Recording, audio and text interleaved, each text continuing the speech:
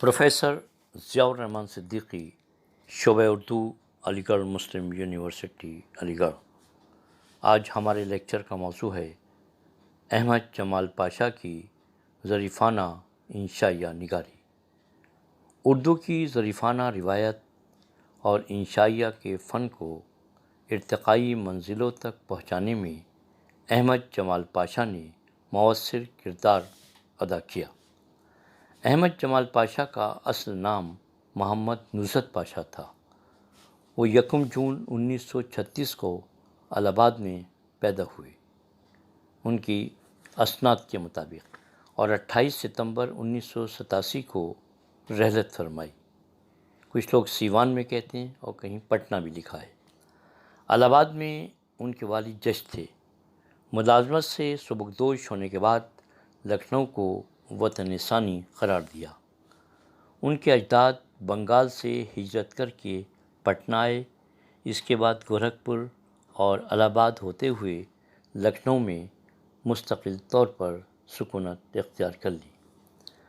امین آباد کے اس مکان میں احمد جمال پاشا کو رہائش گاہ بنانے کا اتفاق ہوا جہاں کبھی سروری منزل میں مجاز کی سکونت تھی۔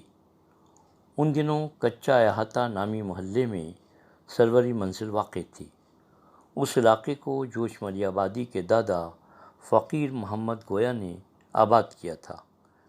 یہ وہی علاقہ تھا جہاں اردو کے استاد شعراء اور معروف قلمکار رہا کرتے تھے۔ ان کی رہائش گاہ تھی۔ ان شعراء میں عبدالباری عاصی، صفی لکھنوی، ناطق لکھنوی، شوکت تھانوی اور معروف قلمکار قیام پذیر تھے، جہاں شعر و سخن، طنز و ظرافت، علم و فن اور شگفتہ روی کا ماحول تھا۔ ان کہنہ مشق اساتذہ کی صحبت اور ادبی ماحول نے احمد جمال پاشا کی ذہنی تربیت کی اور ان کے فن کو جلا بخشی۔ ابتدائی تعلیم انہوں نے مقامی اسکولوں میں حاصل کی۔ بعد ازاں لکھنؤ یونیورسٹی سے BA کیا اور پھر علی گڑھ مسلم یونیورسٹی سے MA اردو میں مکمل کیا۔ علی گڑھ میں قیام کے دوران انہوں نے ہاسٹل میگزین اسکالر، اس کا نام تھا، اسکالر کا پیروڈی نمبر ایڈٹ کیا۔ انہی دنوں ان کا مشہور مضمون ادب میں ماشاء اللہ نقوش لاہور سے شائع ہوا۔ اس مضمون کی اشاعت سے انہیں بہت شہرت اور مقبولیت حاصل ہوئی۔ علی گڑھ سے واپس آ کر انہوں نے لکھنؤ سے ماہنامہ اودھ پنچ جاری کیا۔ ان کی ادارت میں اسے تیسرا دور اس کا کہا جا سکتا ہے، لیکن یہ سلسلہ تا دیر قائم نہ رہ سکا اور وہ بہت جلد قومی آواز کے شعبہ ادارت سے وابستہ ہو گئے اور تقریباً 15 برس اس سے منسلک رہے۔ 1975 میں کہیں 76 لکھا ہے، وہ سیوان بہار چلے گئے اور بہار یونیورسٹی کے اسلامیہ کالج میں تدریس کے فرائض انجام دینے لگے۔ سیوان میں ان کی شادی ہوئی تھی۔ سیوان میں وہ 12 سال قیام کے دوران اپنے وسیع مکان میں انہوں نے پاشا اورینٹل سینٹر قائم کیا اور اس کی لائبریری میں انہوں نے ہزاروں اہم کتابیں، نادر و نایاب مخطوطات اور دستاویزات جمع کیے، جسے بر صغیر کا ایک اہم کتب خانہ کہہ سکتے ہیں۔ سیوان منتقل ہونے کے بعد بھی انہوں نے لکھنؤ سے اپنا تعلق ختم نہیں کیا۔ وہ ہمیشہ اپنے ماضی کی یادوں کو تازہ کرنے، محفلوں میں شریک ہونے اور احباب سے ملاقاتوں کا سلسلہ قائم رکھنے کے لیے لکھنؤ ضرور آتے تھے۔ احمد جمال پاشا سے میری ملاقات دہلی میں ان کے انتقال سے 1 سال قبل جامع مسجد دہلی کے صدر دروازے پر ہوئی تھی۔ ان دنوں میں جامعہ ملیہ اسلامیہ نئی دہلی میں طالب علم تھا۔ غائبانہ تعارف تو پہلے ہی سے تھا، لیکن ملاقات کے وقت اجنبیت کا احساس نہیں ہوا۔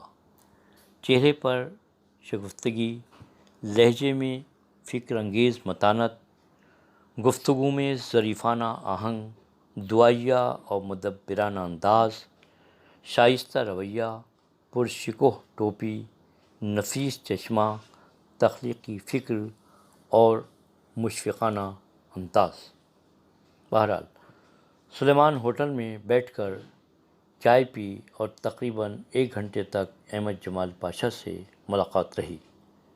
بہت جامع اور ظریفانہ جملے اور معلومات افزا گفتگو نے مجھے ان کی شخصیت سے بہت متاثر کیا، لیکن ان کے علم کی گہرائی اور رتبے کا اندازہ ان سے ملاقات کے بعد ہوا، یعنی ان کے تخلیقی بیانیہ اور ایک بڑے فنکار کے طور پر انہیں تسلیم کرنا پڑا۔ جب علی گڑھ مسلم یونیورسٹی کے شعبہ اردو میں خاکسار کو ایم اے اردو کے نصاب میں انشائیہ کے پرچے میں ان کے فن، شخصیت اور انشائیہ نگاری کی تدریس کا موقع فراہم ہوا، جس سے ان کی یادیں تازہ ہوتی رہتی ہیں وقتاً فوقتاً۔ احمد جمال پاشا نے مزاح نگاری کا آغاز لکھنؤ میں قیام کے دوران ہی کر دیا تھا۔ انجمن ترقی پسند مصنفین کے ایک جلسے منعقدہ سرور صاحب کے مکان نعمت اللہ بلڈنگ میں انہوں نے اپنا ایک مزاحیہ مضمون پڑھ کر سنایا تھا۔ اس کا ایک مزاحیہ جملہ اس طرح ہے کہ مجھے یاد نہیں کہ میں نے سگریٹ پہلے پینا شروع کی یا ہوش پہلے سنبھالا، لیکن جب ہوش سنبھالا تو سگریٹ پی رہا تھا۔ یہ جملہ ادبی حلقوں میں بہت مقبول ہوا۔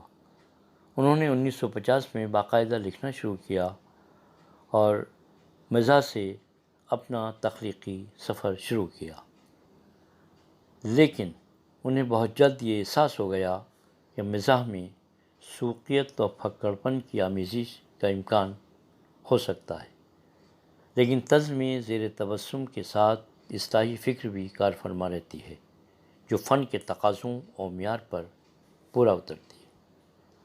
عابد سہیل کا خیال ہے کہ انہوں نے رعایت لفظی اور ہم صوت الفاظ سے مزاح پیدا کرنے کی کوشش کی ہے، ان سے وہ طنز میں بھی کام لیتے رہے۔ احمد جمال پاشا کی تحریروں میں طنز و مزاح کا خفیف امتزاج ہے، لیکن طنز کا عنصر زیادہ نظر آتا ہے۔ وہ واقعے سے مزاح پیدا کرنے کے فن سے بھی بخوبی واقف ہیں۔ ان کی تحریریں حقیقت پسندی کے ساتھ منطقی، استدلالی اور علمی طرز پر قائم ہیں۔ پیروڈی اور خاکہ نگاری میں بھی انہوں نے طب آزمائی کی۔ احمد جمال پاشا 25 کتابوں کے مصنف و مؤلف ہیں۔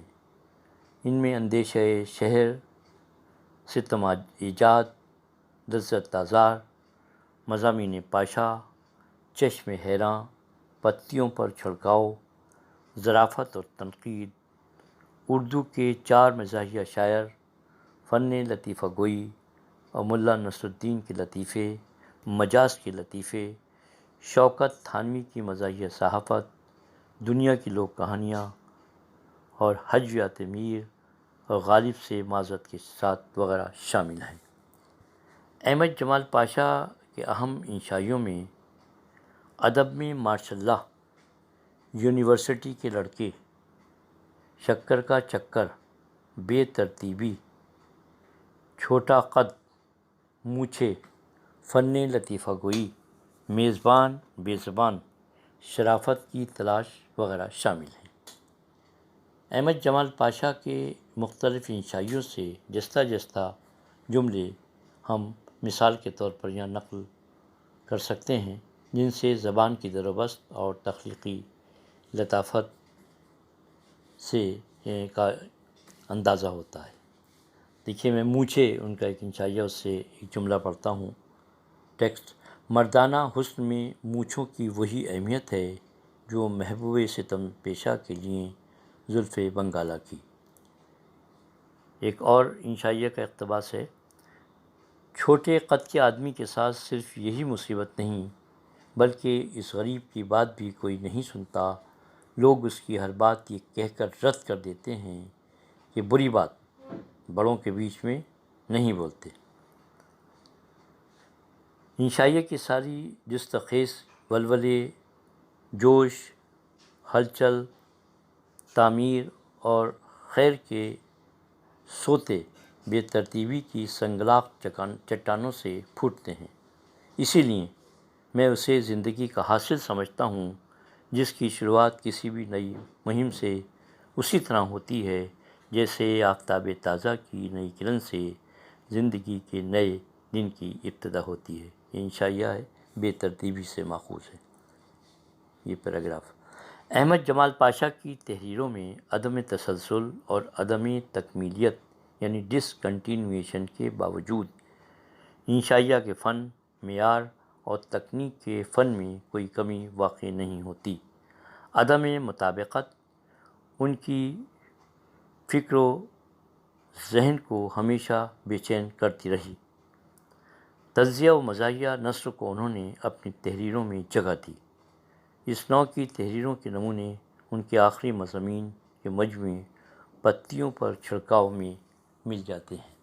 احمد جمال پاشا کی خدمات کا اعتراف و احتساب اس سطح پر نہیں کیا گیا جس کے وہ مستحق تھے، لیکن ادھر چند برسوں سے موصوف کی تحریروں کی جانب ناقدین اور اہل ادب نے توجہ مبذول کی ہے اور مختلف جامعات میں ان کی تخلیقی پاروں اور انشائیوں کو نیز تحریروں کو نصاب کا حصہ بنایا گیا ہے۔ دہلی اور بہار کے مختلف سرکاری اور غیر سرکاری اداروں نے ان کی خدمات کے اعتراف کے طور پر انعامات سے بھی نوازا ہے۔ احمد جمال پاشا 20ویں صدی کے اواخر کے ایک اہم انشائیہ نگار تھے۔ ان کی تحریریں عام فہم اور معنی خیز ہیں۔ احمد جمال پاشا نے اپنی زندگی کا بیشتر وقت زبان و ادب کی خدمت میں صرف کیا اور وہ ہمیشہ اپنے تخلیقی عمل میں گامزن رہے۔ احمد جمال پاشا کی تحریریں عام فہم، ان کا اسلوب منفرد، سادہ سلیس، فکر و خیال پیچیدگی اور طوالت سے مبرہ، لہجے میں ملائمت، تحریروں میں روانی، مزاح کا عنصر اور ظریفانہ رنگ، مقصدی اور اصلاحی گفتگو قاری کے ذہن پر دیرپا اثرات مرتب کرتے ہیں۔